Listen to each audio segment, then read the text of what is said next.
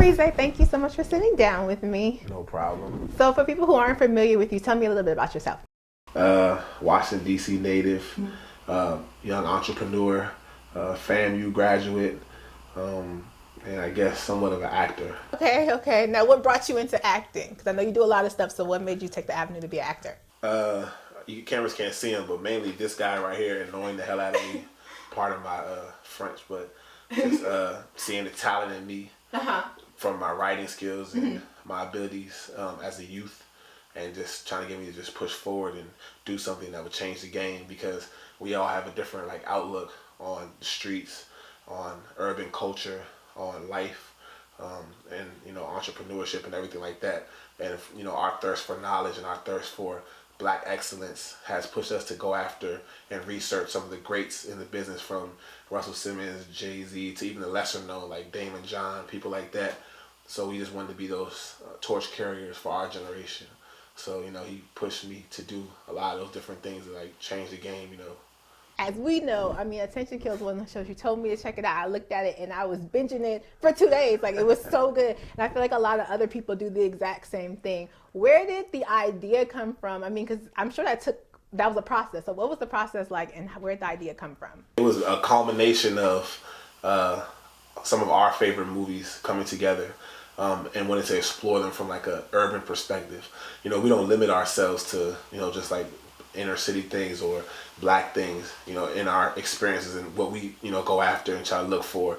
We more so try to keep an open mind. So different movies that we fell in love with, basically because of the plots, we basically took those, put a twist on it, and said, what would it look like in today's day and age with the infusion of social media and things of that nature. So Attention Kills, the plots, most of them came from some different movies we liked, like a movie people may not know about called Swim Fan, where it was a guy who had attention because he was a good swimmer and ended up getting a crazed, obsessed fan. So we flipped it and said, what if somebody like a D Breezy, who is, had notoriety from the internet, ended up running into a crazed fan.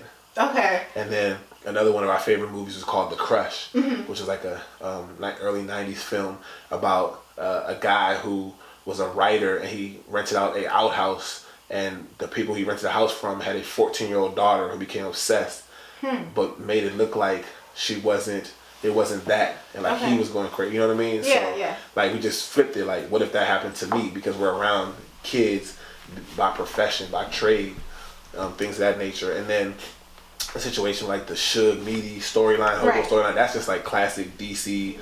People that's just, it's all these things are just things that we saw that we felt didn't resonate with urban youth because it wasn't necessarily painted with the right colors. So we just wanted to paint those stories with the right colors. Okay, and what I like about it is it's so specific to DC. I feel like a lot of people in the DMV area can really identify with it, but there's also a lot of people from, I'm sure from all over who watched it as well. What do you think gave it that edge? I think first and foremost is authenticity. Okay. Because it's a lot of times, if I tell you the amount of times people come to me yo, I just want to be in the show, but let me just have a menage a trois with 8 girls. Or let me just run through somebody's block and just shoot it up and kidnap somebody's grandmother and some other nonsense like that. So it's those aren't things that I think would happen in real life. I'm I have a good kid, Mad City type of experience growing up in the area. So it's I know the type of things that happen. I know the mental, and I know how cerebral people have to be to get certain things like that done. It's a line that I had Hobo say. It's killing somebody is not the issue. It's getting away with it. So when you think about stuff like that, it helps put things in perspective, and that's what makes it so authentic, because not only are the storylines true to everyday life, but they're also true to those who know us. It's true to our characters, period. So it becomes believable because it's things we actually say. It's things we actually do. Majority of these characters are people I rub shoulders with on a regular daily basis. So how much of Arize is Arize versus Arize the character? Do you think they blend a lot, or the temperament, the personality, all that type of stuff is me. Okay. And as far as the characters, did you know everybody else before? How did y'all all get together? What was that process like?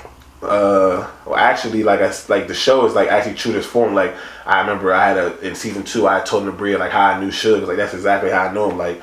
He was in a rap group with Shy Glizzy, Pinky Killer Corn, some other people like that, and they used to open up for T.O.B., which is the go-go band I managed. So I used to always known by that. And like, I mean, Suge was a wild boy, so his reputation preceded him during those days.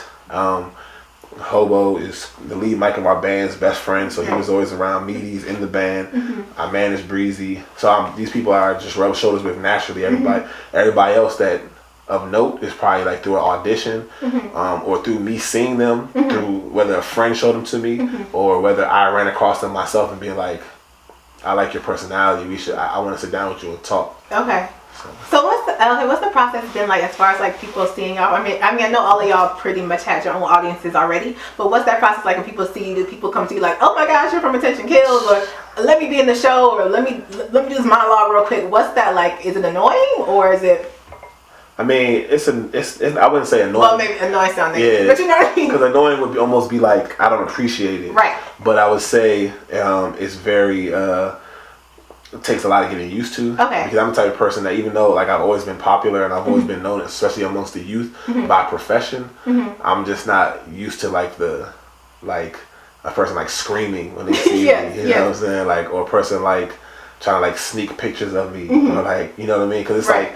It's like 33%. Like 33% of the people will come to me like, "Hey, I watch our show. I like that," and keep it moving. 33% will like completely like fan out, like almost to the point of like embarrassing. It's like people around me are like, "Who the hell are you?" Right. You know what I'm saying? And the other 33% is like, "So you gonna put me on there?" As if like we don't do auditions. As if like it's just that simple. Like, yeah, come on out. We start shooting tomorrow. So it's like a combination. But I mean, I appreciate it because that means that the show has resonated. And in terms of like. When somebody recognizes me, it's rarely like, aren't you Arize from Attention Kills? It's like, Arize. Right. It's like, you know what I'm saying? Because like the characters are so defined at this point. Right. And people have like fallen in love with our personalities. Right, it's like, I saw Arize today. Like, you know what I mean? Yeah, so it's not so much Attention Kills as much as your personality. Yeah, it's like Arize at this point. The reason why I'm even sitting here right now, I can deliver good work. Okay. You know, people had a lot of anticipation for season 2, and I took my time, you know, with it, and wanted to make sure it was worth it. So now that the hardest thing about trying to do something great is once it gets to the point where it's great. Right. Attention Kills is like, I think the thing more than anything, not to get off topic, but the thing that made it resonate so much is expectations versus reality. Okay. Because people be like, DMV Webster, I ain't watching that. I ain't watching that. What's that? I ain't watching that. Then it's like, you actually like, all right, go ahead and put it on, man. Right, let me watch it.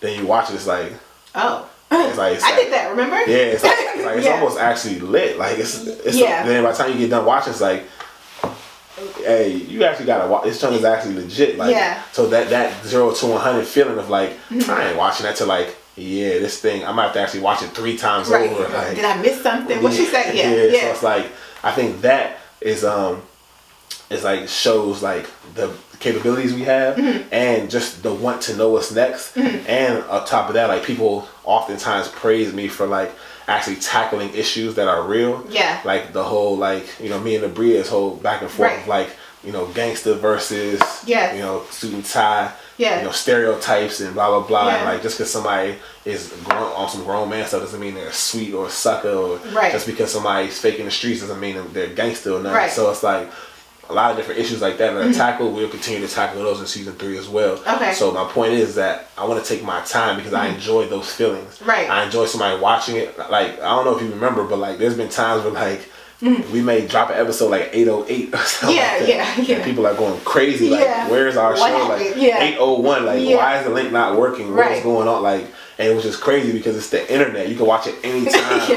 But 8 o'clock. They want to know right then and there. Like, so it's like we want to keep those are good feelings. So we want to keep those feelings. So that's why with that you have to take your time. You can't rush. So would you say like the next few months, like the next year, the next I'm trying, y'all. Yeah, when I know, you'll know. Okay. I appreciate. Well, thank you so much for sitting down with me. I really do appreciate it. I know you don't do too many interviews, so I appreciate it. Yes. And let me just conclude with this.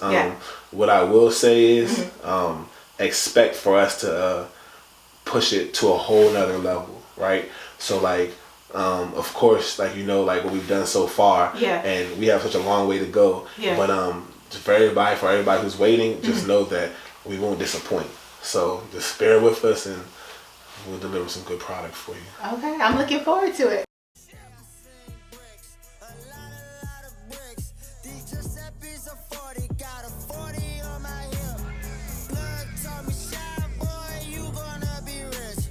he want